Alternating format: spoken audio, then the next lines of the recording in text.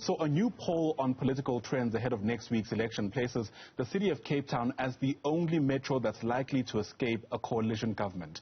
According to the Media 24 poll, no political party is expected to get an outright majority in the 7 other major city centers around the country. In fact, ANC President Cyril Ramaphosa got the highest favorability rate. He's followed by EFF leader Julius Malema and then the DA's John Steenhuisen. For more on this poll, let's bring in News 24's Politics Editor Qaanitah Hunter, who joins us now via our video link. And Qaanitah, good morning. It's great to see you. Always lovely getting your insights on these issues. Perhaps let's speak about the making of the poll itself. I remember after Donald Trump won, it must have been in 2016 in the US, a lot of people, especially in the media, became a bit circumspect about how we view polls and what the polls actually tell us. Interestingly, we're told here that this poll has a 2.3 error margin. Are you able to place that into context for us? Yeah, so what we do with polling is not predicting the future, but more getting an idea of what it looks like right now, in understanding certain trends and in understanding the thinking or what the electorate is sort of going through as we head up to the polls. It's important because we can understand things like voter apathy, which is a very, very big issue in these elections. And a lot of polling data is pinned on whether there would be a 50% or more voter turnout. And voter apathy can definitely change election results. But more importantly, it is to predict broader trends of what is likely to be the situation after elections. Now, an important thing is that 1,800 people were polled. It's very representative across the country. It was done, like you said, 2.3% error margin, which is very small when it comes to polling. And again, this is not to say this is exactly what the ANC is going to get come November 1, but this is to make us understand what is at play. And the biggest conclusion of the survey, the Media 24 commissioned, is that you're going to have far more hung municipalities, especially in the metros, than you had in the 2016 election. Right. And that, of course, is the headline-grabbing statement as well.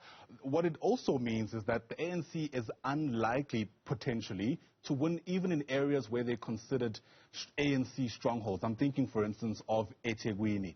That's a big deal.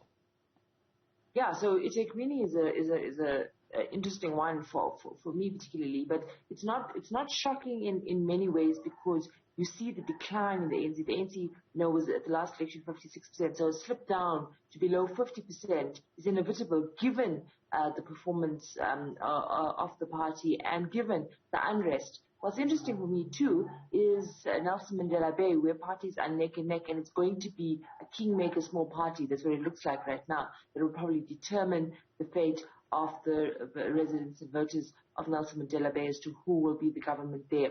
Now, I think this poll is very empowering because it then moves the conversation to beyond, which party will win to we need to rethink coalitions because all the data is showing us that coalitions do not help in terms of service delivery. Coalitions have actually, did the opposite in terms of political and administrative municipalities, especially in the metro. And one can just look at Tshwane for an example of that. Yeah. And so obviously all political parties are looking for outright majorities, outright wins, but you're going to have a situation where smaller political parties are going to be kingmakers in these metros, municipalities. I wonder how that should affect, let's call it, the language that a lot of these bigger parties use as we hit the home stretch of electioneering with the week ahead. I mean, we've already heard, I think it's the DA, if not the EFF as well, drawing a line in the sand about which parties they're going to work with and which they're not. Do you imagine this kind of prediction changing that strategy? Absolutely. I think politics, is fragile and it can sort of move, with by hour. So nothing is cast in stone. I suppose it's interesting that the DA is saying we're not going to form a coalition with the EFF. Obviously, they've burned their fingers in the past. Right. Tshwane is an example of where they sort of at each other's throats. But more importantly, the fact that the DA is open to a coalition with the ANC is a very interesting phenomenon, particularly because the polling puts them between sort of, your upper 17% to the 23%, so sort of, the 20% average mark. And so that's interesting.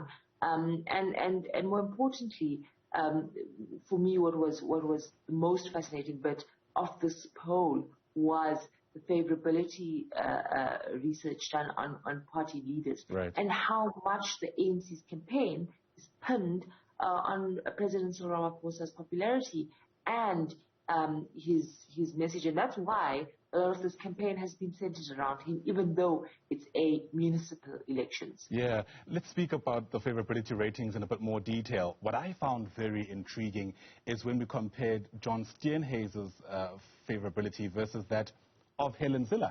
Helen Zille, according to that poll, being more favorable than the leader of the DA. That also says much.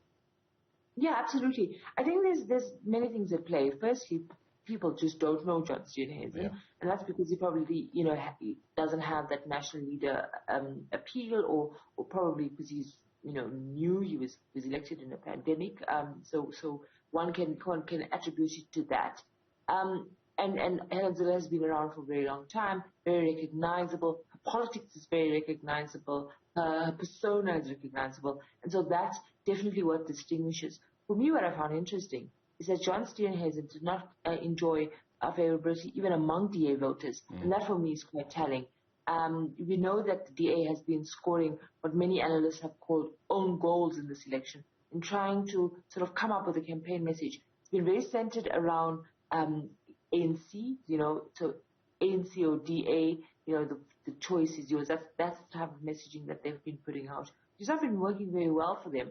And this poll sort of cements the view that John Steenhuisen is not well-known and does not enjoy favorability in the country and also in the Democratic Alliance itself. You speak about own goals. This past weekend, some might say, has been another moment of an own goal, especially for John Steenhuisen, when you consider that whole saga around Nando's and Gareth Cliff and the comments being made there, and what John didn't say, quite frankly. With that in mind, I mean, to what extent would you reckon that would change the outcome of this poll if it was done after this weekend, considering, of course, the fact that we're in crunch time, so to speak, as we hit the home stretch of electioneering ahead of next week, Monday?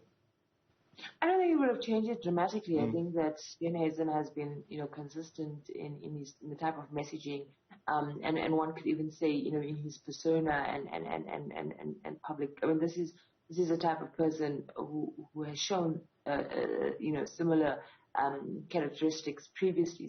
So not all entirely new. So I don't think there would be, if the poll was done this morning, it would mean too much different. Perhaps, one or two more people would say, I wouldn't, I don't think favorably of John Steenhuisen.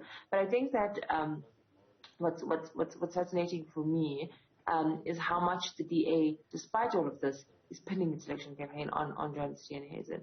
And I definitely am sure that the party will rethink its strategy after the elections. You can't have a discussion around the service delivery without talking about complicated issues of race and privilege and a legacy of apartheid. And more importantly, what's quite interesting is that all the research shows, you saw News 24's Out of Order, that the best municipalities in the country are, by virtue of the numbers, run by the Democratic Alliance. So you would think that they would be faring much better, considering how much of local government is in disarray and is, quite frankly, dysfunctional. And yet still there's this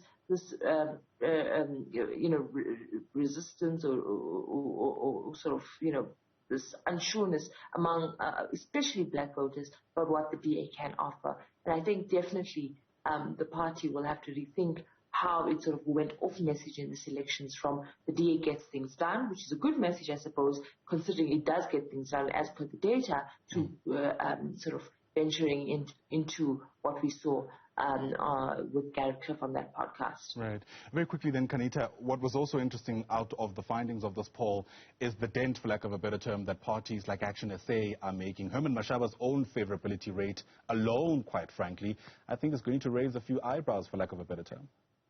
Yeah, so Action SA is proving to outdo the EFF in the city of Joburg, which is an interesting thing.